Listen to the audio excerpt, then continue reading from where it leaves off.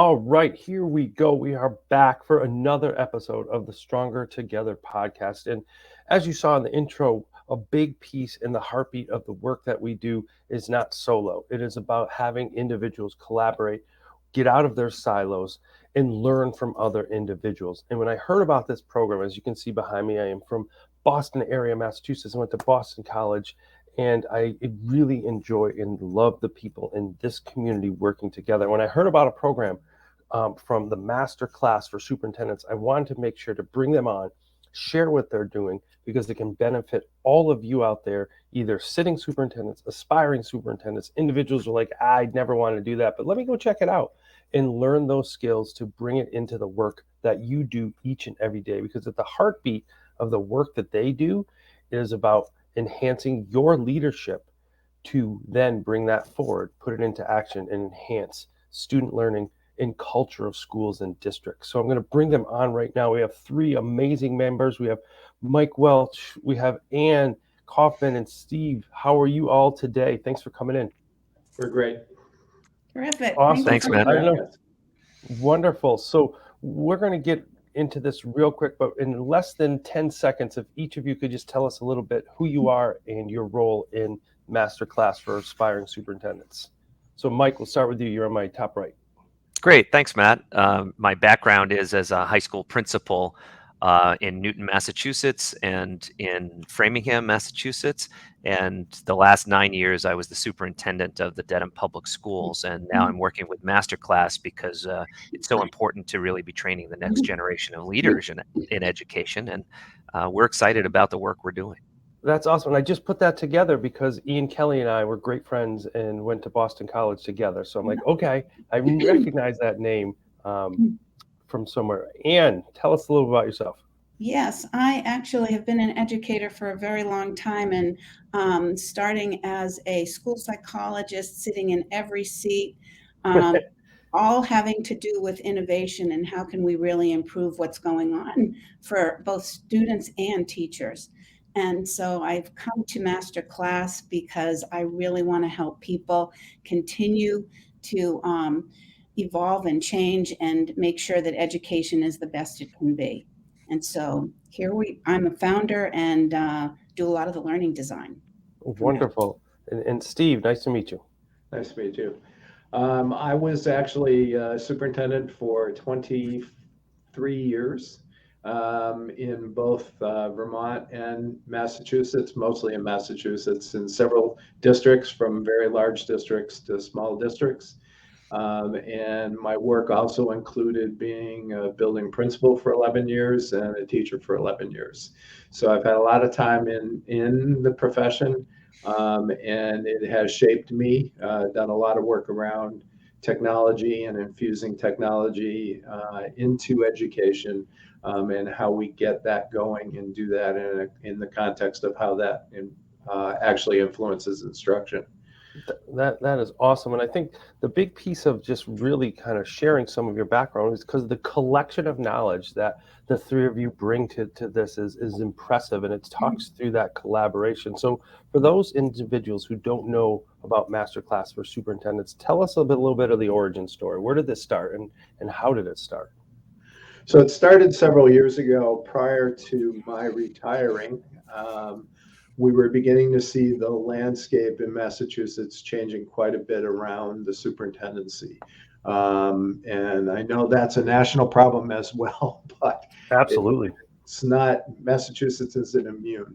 And the two areas that we were really looking at was superintendents who were, for lack of a better way to say it, biting the dust in the first few years before they got to their second contract, largely because they were making mistakes that were predictable, and it was having ramifications. So from our work with aspiring superintendents, that's been an important piece, is to try and get them to understand what they're going to face, how to create strategies around that, and how to build and understand their own leadership skill.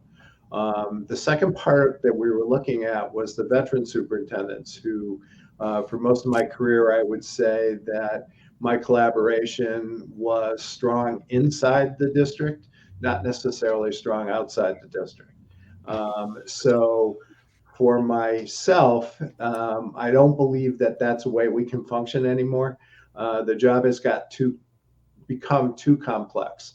Sure. Because of the complexities of it, you need to talk to your colleagues. You need to have a cohort of people that you can trust, that are in the same role as you are, and can contribute to your growth in a very short period of time. Yeah, and you had talked about individuals who are leaving, in their first couple of years. Mike, it's also for those retiring, right? We don't have that individuals to come in who are retiring to get into this position. So that's another positive I'm thinking. Yeah, Matt, I think a lot of what Steve said holds, but also the retirement rate is significant. And a lot of people that are in the roles that normally would be thinking about ascending to the role of superintendent are just saying, no way, I don't want any part of that. Mhm. And we all know how important it is to have good leaders, particularly at the apex of the pyramid in terms of the way that the organizational chart works together. Yet there are very few people who are seeing positives about ascending into that position.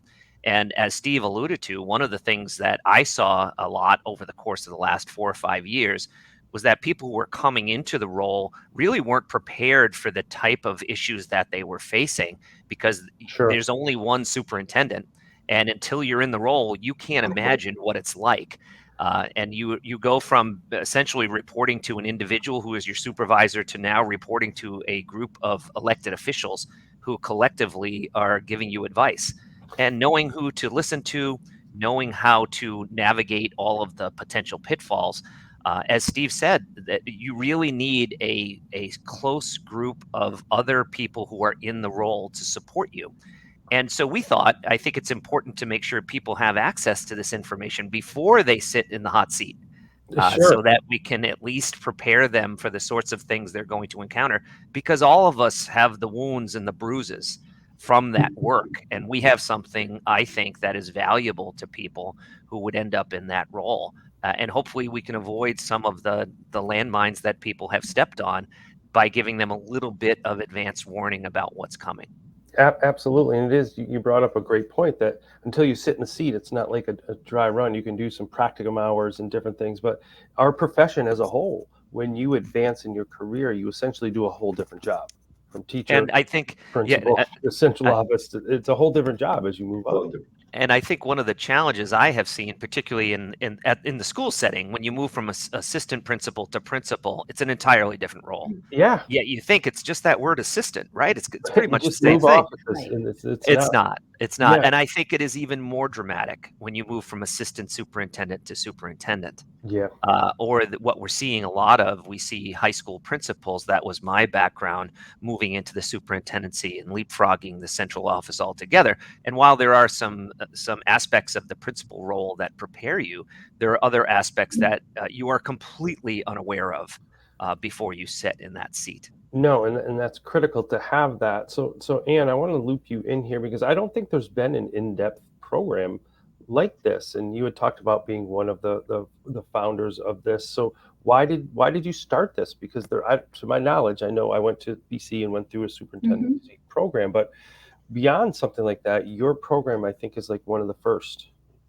Well, we really want to be hands-on, and we want people to learn from each other about things that they've been able to accomplish and how they did that, as well as things that kind of got messed up and they got in trouble in terms of Yeah, we doing. don't want that. And I mean, the other facet of MasterClass is that, we've come through COVID. People had to change and do things differently that they were reluctant to do. For all of us on this call here, having been innovators and trying to make improvements in teaching and learning for both the students and the teachers, it was quite a shift during COVID. And like you, I did my doctorate and I did my PhD a long time ago. It was called Electronic Collaboration as a Form of Teacher Professional Development. And Wow, now that's a big we are cover all page. doing it. And so, we want people to learn from each other about what's working and not just about things that fell apart and didn't have solutions. And that's why we're trying to bring people together to have those conversations on a whole variety of topics that are very pertinent for superintendents. Absolutely. And it's not about even from reading through the work, it's not about just what's going on. And as it says in your vision and your mission statement, it's about surviving. It's not about surviving, it's about thriving as a superintendent. And how is your work going to allow, for anybody, going to allow superintendents to thrive, not just survive? So I think a lot of it is giving them some place that's a safe place to talk, giving them the ability to access each other, because there's a tremendous amount of knowledge within the groups. And yet most superintendent groups at this point really aren't about the work. They're really about the social network of superintendents. And we really believe strongly that the social piece really should be about the work, because it informs what you're doing, it helps you be better at what you're doing, and it gives you someone that you can call and trust. One of the things that I got reminded by my leadership team one time was when I was asking for some input and I wasn't getting any honest input at the very end. And I thought I'd done a great job of creating this safe environment for them to be honest. And one of them actually reminded me one time that, remember that you supervise me, you evaluate me. So in the very end, I'm not necessarily going to be as honest with you as maybe your colleague would be if you were in a cohort situation and had people that you could really access. Yeah. Sometimes you have crazy ideas that should be thrown out. And sometimes they come out and then you get the feedback as well. And so, I think from my perspective, Matt, just looking at the way that the role has changed just over the course of the past 5 to 10 years, the social media aspect of all of our lives and how any one individual can say or claim something and get pigpiled with a whole bunch of other folks. And next thing you know, you came into work thinking you had an objective and were working on a strategic plan and everything was going great. And lo and behold, you get completely sidetracked and you end up having to play defense a lot. So a lot of districts have required the needs, the services of the communication firms. So very few districts now don't have a communication firm on speed dial or actually have employed communications individuals, because making sure that your message is out there and you're not just playing defense to incidences that happen out in the community or are motivated by oftentimes grudges or political means or different issues. So you end up suddenly getting thrown off and spending a tremendous amount of time and energy trying to counter things that are happening that either aren't true or based on different types of grudges or bereavements that are from the community. It's a challenge. So all of us as superintendents face that. And it's something that you can't even begin to explain until you're in the heat of it. And that's a challenge that only another superintendent can help you process. Absolutely. And in reading through some of the work, one of the things that jumped out is that you wanted to support in a meaningful way. So, Ann, I'm just going to throw up some of the benefits of the program here as well. But I'd love for you to either touch on one, all, or really the benefits of attending the masterclass and enrolling and learning from the wealth of knowledge that you have on your team. Yeah, the two main benefits are that it's personalized to what's happening and what people need in real time. And it's also very collaborative. We talk about so much about it's better together to have these conversations. The other thing is we do have 10 to actually 13 or 14 topics that we know are necessary for superintendents to be facile on. And those are that's sort of the content that's there and available. And we personalize that to the actual cohort in terms of what they need.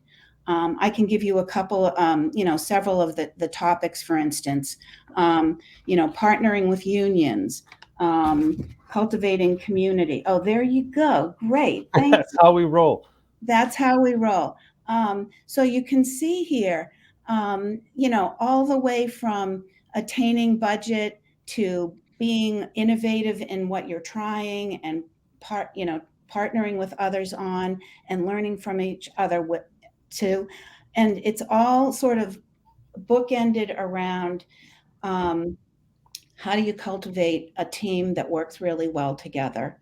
And we do a lot of work around your understanding yourself and how you can cultivate those relationships on your team so that the work of everybody is productive, as well as what your work with the municipality is and your school committee members, and so on and so forth. So there's a lot of content, and we come together both on Zoom so that we're actually very convenient, but we also try to come together in person.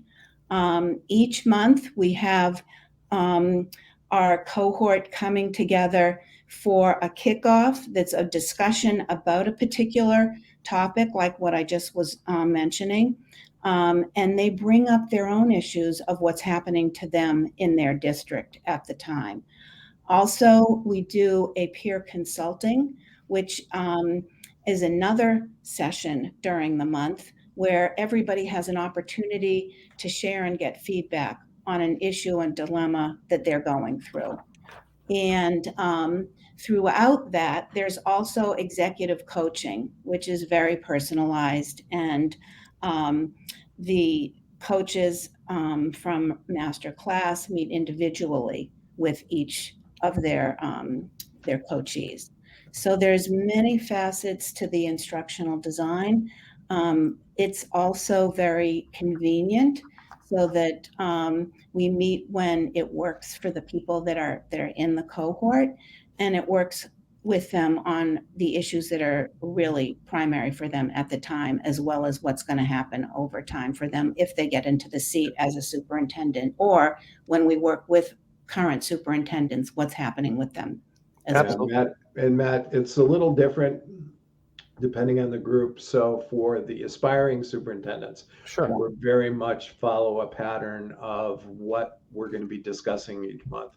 For the veteran superintendents, we know that they're going to need to be setting the agenda from the standpoint of making sure what's really current for them and really pressing for them is what they're getting their feedback on and what they're able to work on. So we give them a framework, but within the context of that framework, we really want the veterans to be able to define what's important for them at the moment.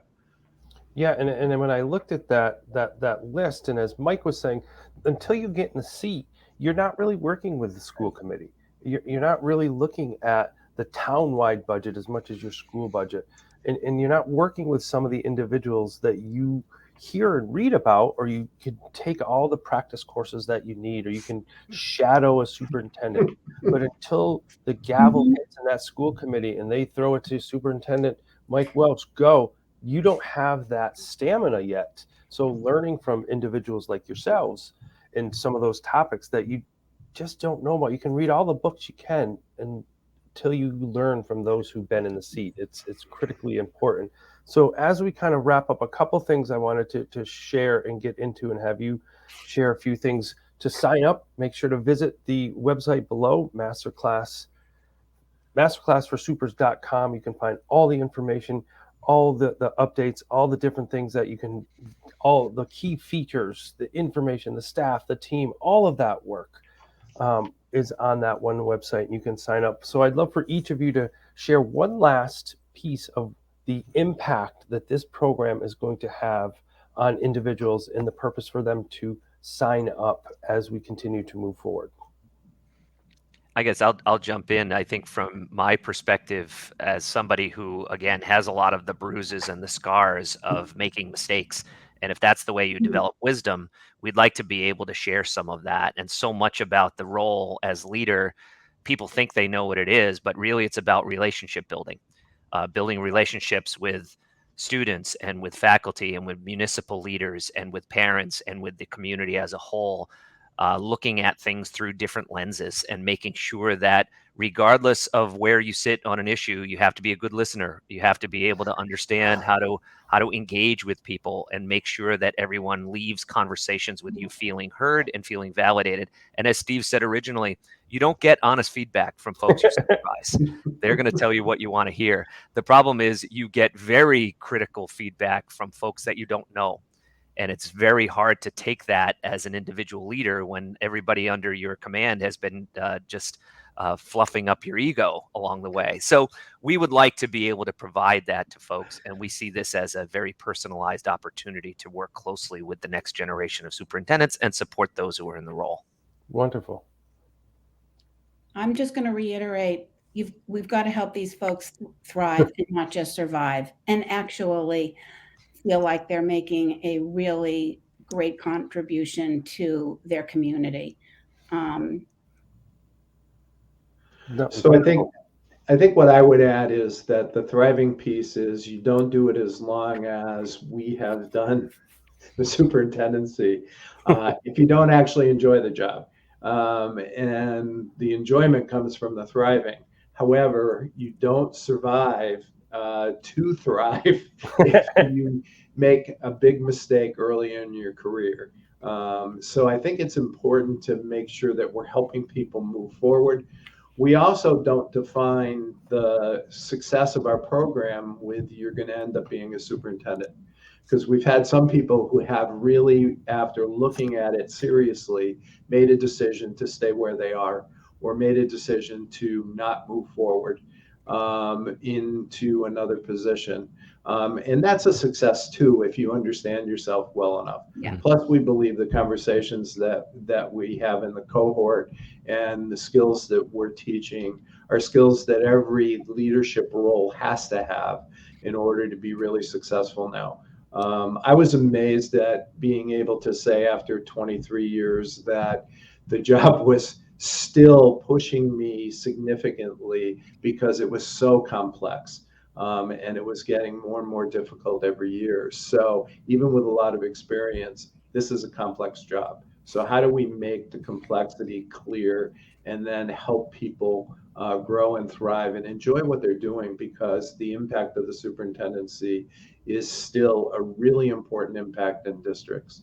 And we've also looked at the standpoint of when you have turnover of superintendents, we see the role as being leadership by fits and starts.